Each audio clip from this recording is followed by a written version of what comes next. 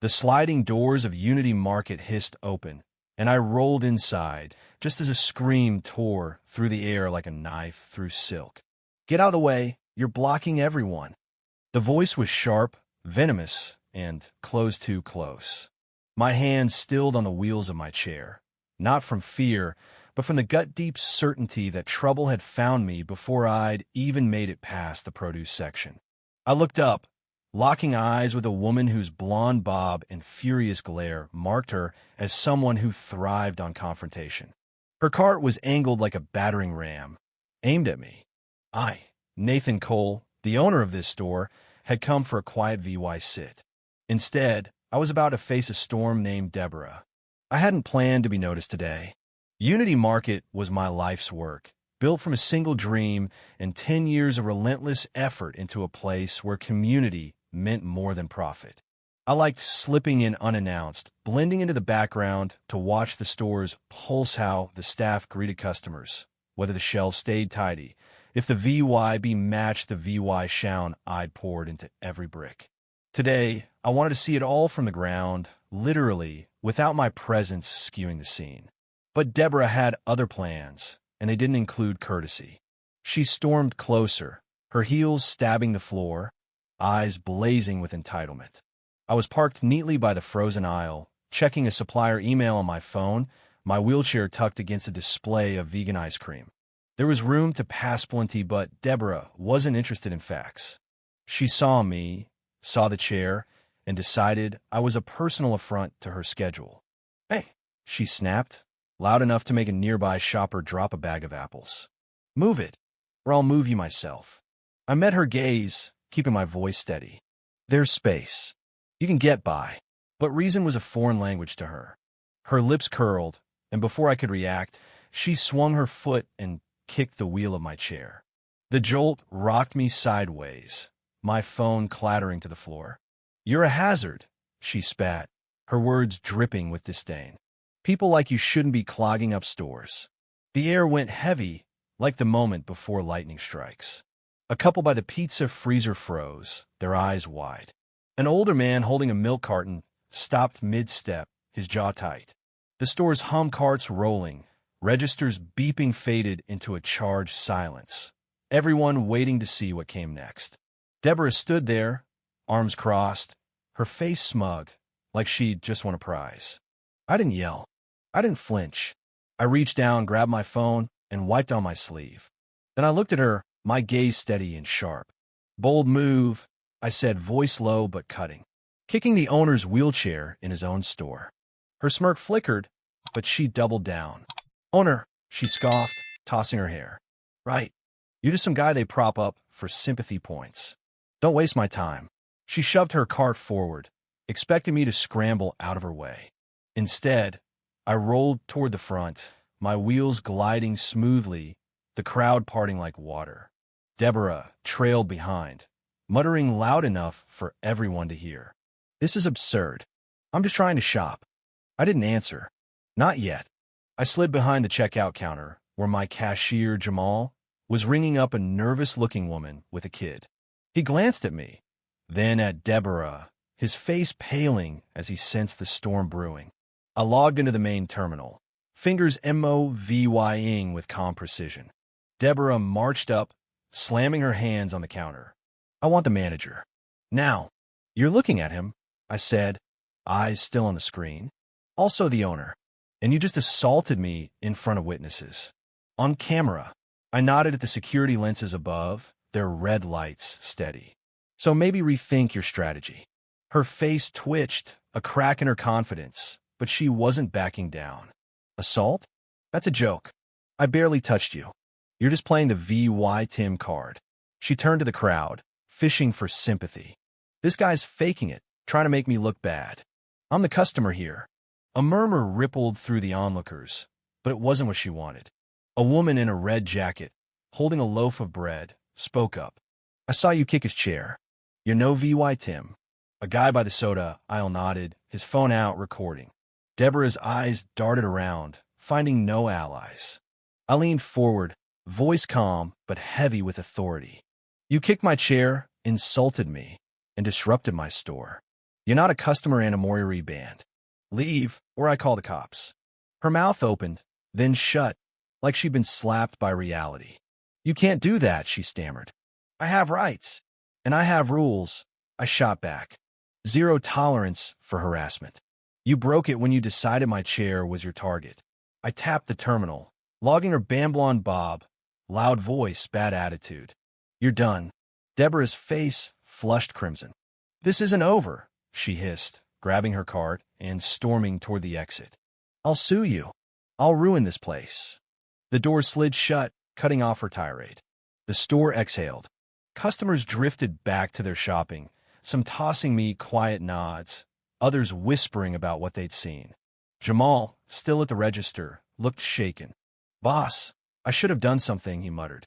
You'll learn, I said, softening my tone. Next time, you don't let someone like that run the show. He nodded, guilt heavy in his eyes, and I let it go. He was young, still finding his spine. The day dragged on, but Deborah's shadow lingered. I went through my tasks checking inventory, signing off on deliveries, but her voice echoed in my head, a reminder of how fast things could spiral. By afternoon, my floor manager, Lena, approached with her tablet, her face grim.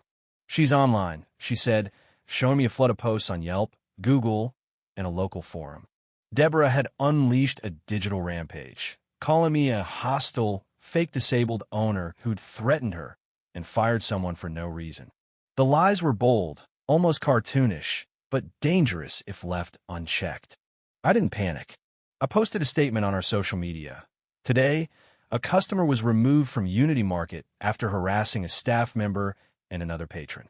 We value safety and respect for all. Thank you to our community for standing with us.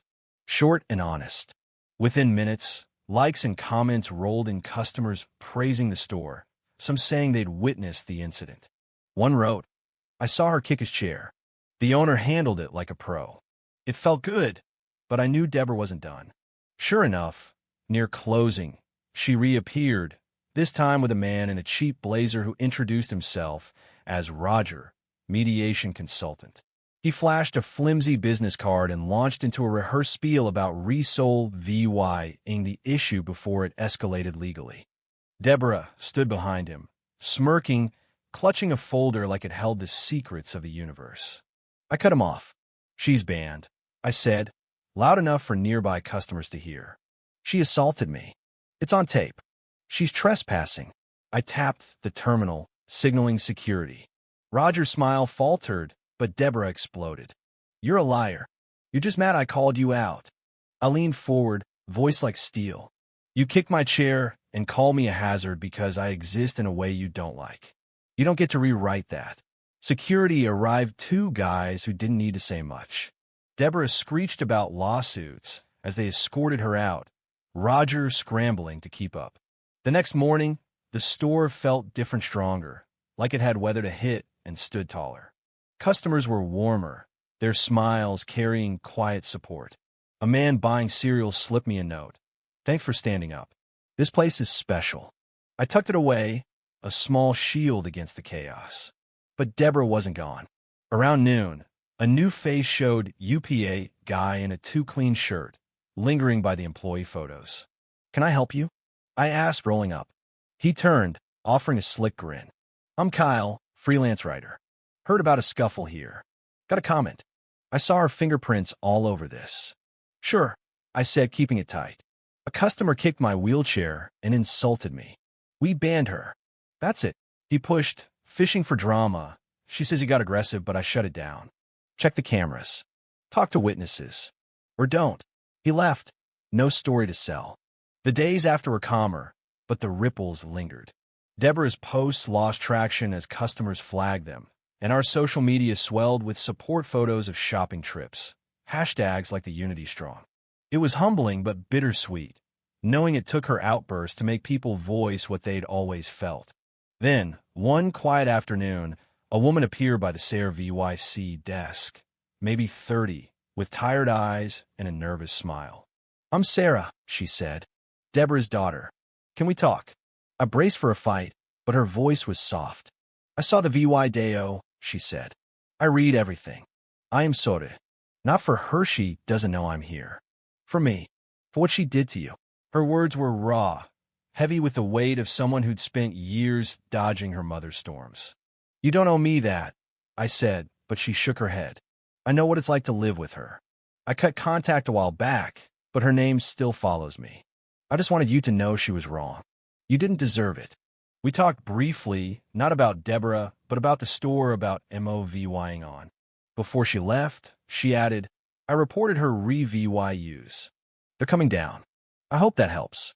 It did, not because it erased the fight, but because it showed even her shadow couldn't smother the light.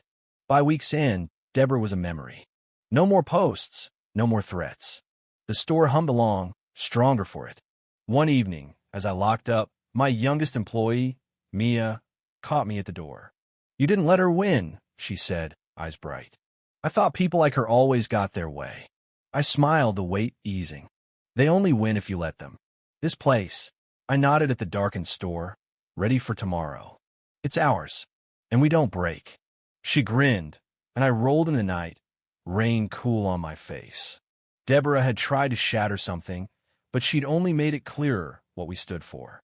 Unity Market wasn't just a story, it was a promise, one we'd keep, no matter who tried to kick it down. If you were the one in this story, how would you react? Would you stand up and fight back, or accept the unreasonable pressure and control from the HOA? Share your thoughts in the comments below. And don't forget to subscribe, like, and share this VY with more people. Your small action gives us the motivation to keep bringing you more intense and engaging stories.